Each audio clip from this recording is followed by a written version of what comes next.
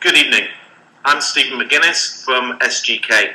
I head up SGK's branding and design teams here in Asia, Brand Image and Anthem. Today we're going to be talking about 3D printing and how 3D printing is going to revolutionize how people buy, consume and choose their brands. There is an old saying that history is a bad motorist. It very rarely signals when it's going to make a turn. Now, history is about to make a big turn. Our industries are about to make a big turn, and that's what I want to talk about today. We are just a few years away from a momentous change in how people choose, buy, and consume products that we create, market, retail, and sell.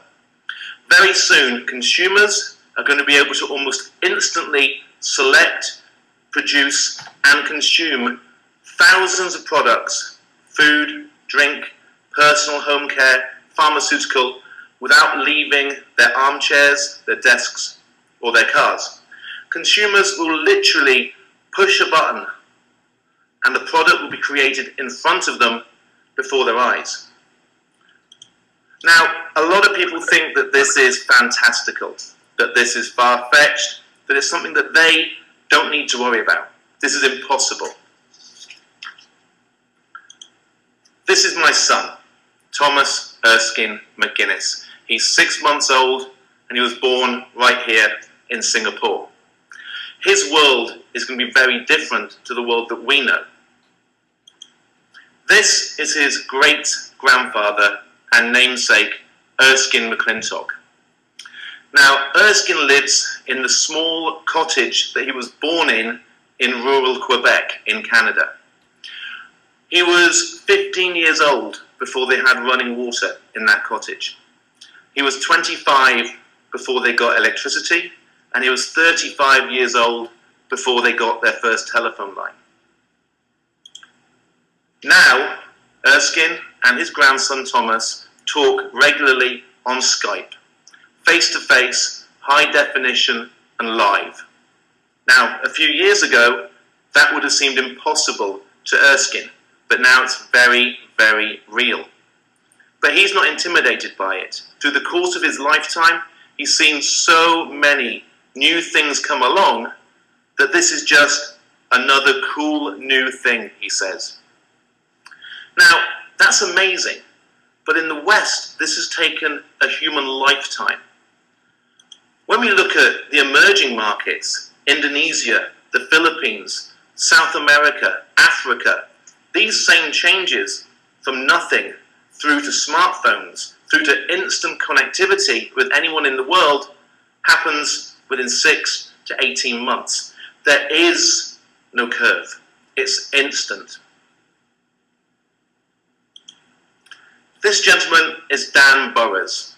Now, in 1993, Dan Burrows stood up in front of the American Booksellers Association and he warned them that online retailing might be a threat they should think about. Apparently, he was literally laughed off the stage. And in that audience were people like Borders and Barnes & Noble and Waterstones. Now, where are they now? This lady had her dying dog cloned so her children could continue to play with the dog that they loved. These are clones of a dog that is now passed on. This would be impossible if it wasn't already happening. A few years ago, the idea that everyday people like us would be able to go into space, that we could become astronauts, that was impossible. But now, if you have enough money, Virgin Galactic will put you into space. They've started taking orders and they're planning on flying in 2015. Impossible? No, it's happening. Experts reckon we are 5 years away from producing 3D printed human organs using DNA material from the recipient. It'll be organs produced to order for you, by you, with no risk of rejection.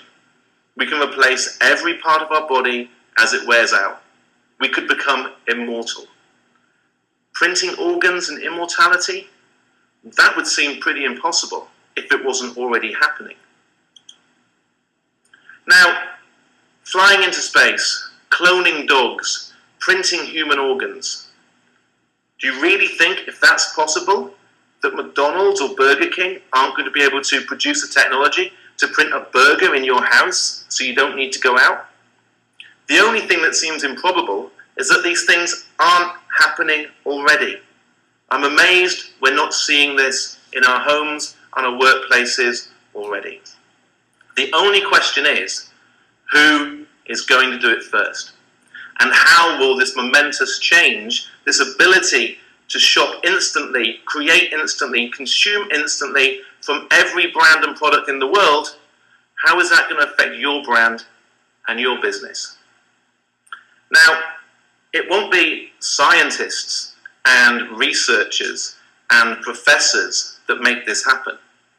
It's going to be the big brands. Virgin may put you into space, but Nike are going to produce a printable pair of running shoes that you can buy and use in the gym. Don't you think so? CocaCola will produce a can of Coke in your car. And what does that mean to the people listening in? What does that mean to us in the branding and design industry? In practical terms, it opens up a whole new route to market that not only removes the traditional advantages that the big brands from the big corporations have, doesn't just remove that, it actually turns it upside down. It puts the world's biggest brands on the same level playing field as a startup in someone's kitchen. Think about it. There are millions of brands to choose from in the world. There are hundreds of thousands of products to choose from. But in fact, even in the biggest supermarket, we only get the choice of a fraction of those. Why is that? What is the barrier?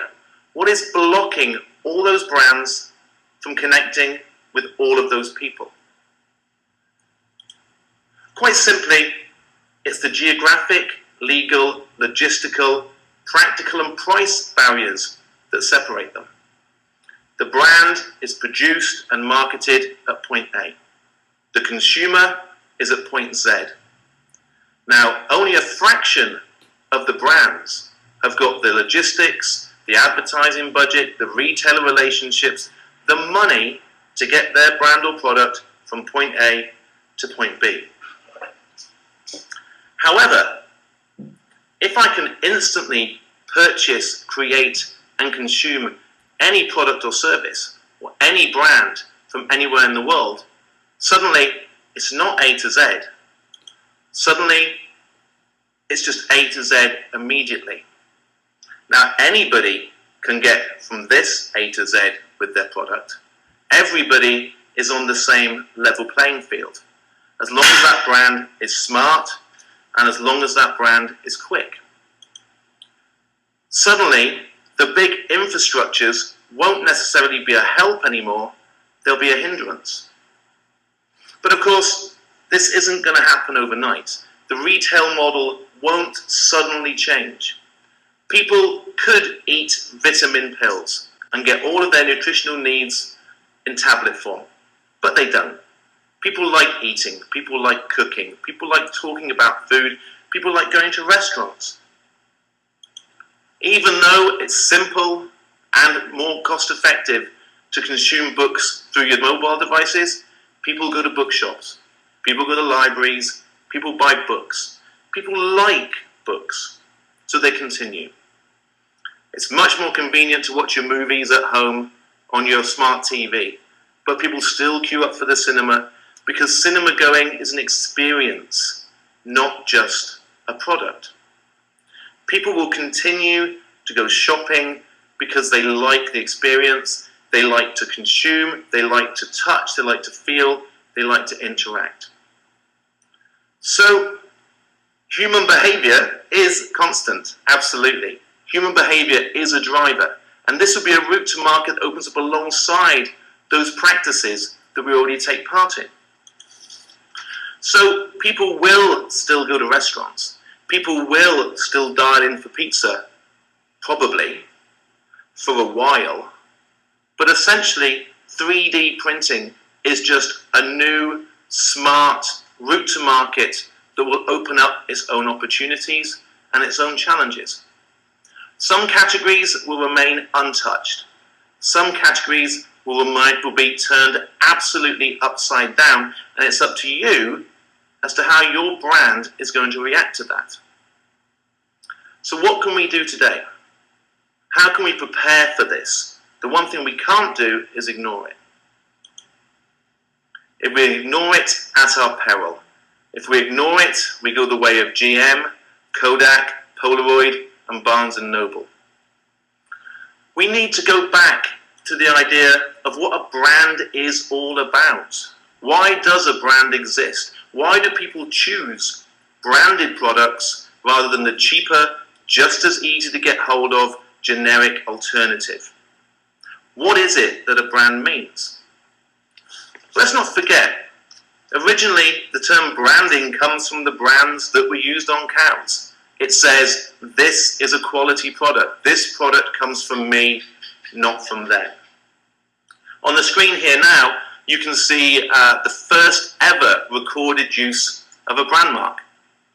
In the bottom right-hand corner is the Bass red triangle, the first ever legally registered brand mark in the world. And this is the first recording of a brand mark. Now, this was originally put in place because people were afraid of contaminated beer, and this beer was safe. This red triangle said, this is safe. Brands were about safety and reassurance. Over time, brands have become about quality. Now, brands about differentiation and signifying a kind of lifestyle and a kind of person that the consumer is. A brand says, this product is different to the rest. It's faster, it's cleaner, it's tastier, it's longer lasting. It is something distinct from the rest of the shelf. Now, a brand has to be more than just a jumble of functional attributes. It needs a personality, it needs values, it needs a unique selling point, and it needs reasons, genuine reasons, for people to believe those selling points. So in a world of competing and undifferentiated products, a brand means something in the mind of the consumers. This is what we do. This is what Brand Image and Anthem and SGK do. This is why we get out of bed in the morning, because we believe passionately in the power of the brands and the roles that brands play in people's lives. But in the rush to the shelf, a lot of brands have forgotten this. In the focus on price, on distribution, on promotions, on pointless line extensions, on campaigns, on buy one, get one free, on discounts, on shelf space, people have lost the reason that brands existed and what we want from them. Open, free access to the world's brands, being able to get any brand instantly at home and consume it, is going to completely change this relationship. It's going to have to come back again to what does the brand stand for? What does your brand mean? And to the brands that know what they stand for, they've got a clear, distinct offering and means something to consumers more than just the campaigns and the promotions. Those are the brands that will thrive. Those are the brands that can get ahead of the wave, that can ride this wave rather than be swallowed up by it. Open access to the smart, connected, aware brands is a huge opportunity. It's a great market for them to thrive. For them, as Erskine McClintock says, it's just another cool new thing. When we push forward into an innovative new product or service or offer that's aligned with a real consumer need, that's exciting. This is an open market, a free market, a wild west of branding where anything can happen. There are huge opportunities. And then think, suddenly, there's no global distribution, there's no production costs, there's no logistical hang-ups, there's no retailer negotiations. For the brands that hide behind the distribution model and their production inefficiencies and their retail contracts and their pricing advantages, this is a big, big threat. So everybody has to decide what kind of brand they're going to be. Is this a fantastic new way of doing business? Is this just another cool new thing? Or is it a threat that we're going to hide from? And one other point. If the consumer is producing your brand or product at home or in the office, then essentially the brand has little or no manufacturing costs, no production plant, no raw materials, no distribution, no logistics, no wastage. Effectively, you have no costs. By creating a product at the point of consumption, we have almost zero environmental impact from the production and the consumption of your brands. Now that would be good for everyone. More profit and a better world for us and our children. Now that really would be a very cool new thing. Thank you very much. If there's anybody who would like to ask a question. Okay, Jennifer from Cincinnati. Do I really believe that this level of technological innovation will happen? Without question. We recently held a topic discussion on this at the Food and Beverage Innovation Forum in Shanghai. And two speakers were talking about how this is already happening. They weren't discussing the branding element of it or the marketing element of it or the consumer side. They were very focused on the technology. And the technology does exist. The technology is in place. The technology is ready to go. It just needs the right, brave, visionary brand to take hold of those channels. Tim, absolutely, you're right. We do still need to purchase the materials, but those materials can be drilled right back down to their constituent elements. Some of the brands are exploring printing burgers. What they're using is the reduced carbohydrates, salts, sugars that would make that up. And in the same way, a conventional printer will take the base color elements and combine them into the exact color you need. These food printers take all the constituent elements from the salts, sugars, carbohydrates, and create whatever combination of product you want.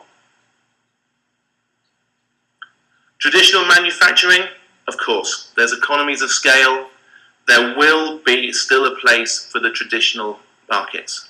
In the same way, there are still bookshops whilst the ability to get books online. People still go to the cinema whilst they have the ability to watch movies at home. There's a different need for different channels. And we're not suggesting this would replace the channels. What we are saying is this is a wholly new and very exciting opportunity in a different channel. There's an opportunity if you seize it, or a threat if you don't. Clifford, does this introduce the end of packaging? I don't think it will introduce the end of packaging. I think it opens up a whole new way for people to consume and reduces our need on packaging.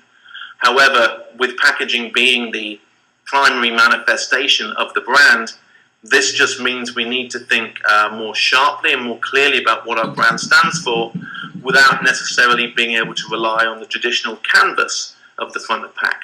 How else are we talking about our brand? How clearly do we understand the brand? How clearly can we communicate it without necessarily being able to rely on that traditional package canvas?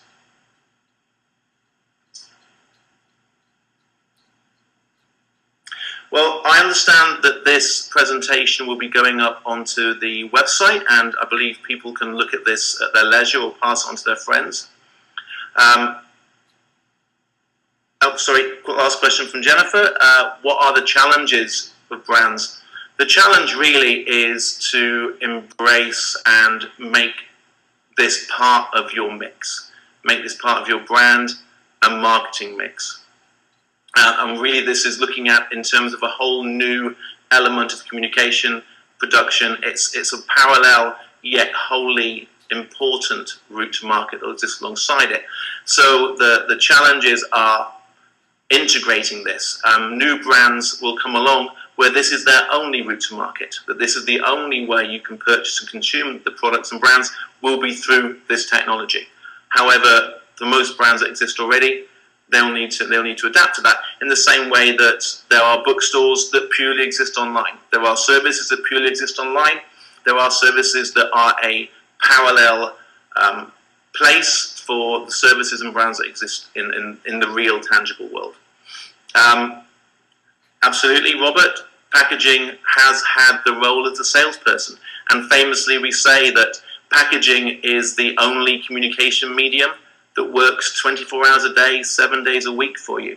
It is the only communication medium that every single consumer that engages with your product will touch. However, this is another role, another position, another sales opportunity that sits alongside it. What now for packaging? I just think we need to get smarter in our packaging, smarter in our branding, smarter how we combine those, because there's a new kid on the block that will be a dangerous threat. Okay. Questions appear to have dried up slightly, so I will pause there. Thank you very much for listening. I hope it was interesting. I hope it gave some thought and some pause for some consideration. Love to hear from anybody that would like to find out more about that. My email address is there on the screen right now, steve.mcginnes@sgk.inc. That would be great to be in touch with anybody who's enjoyed this.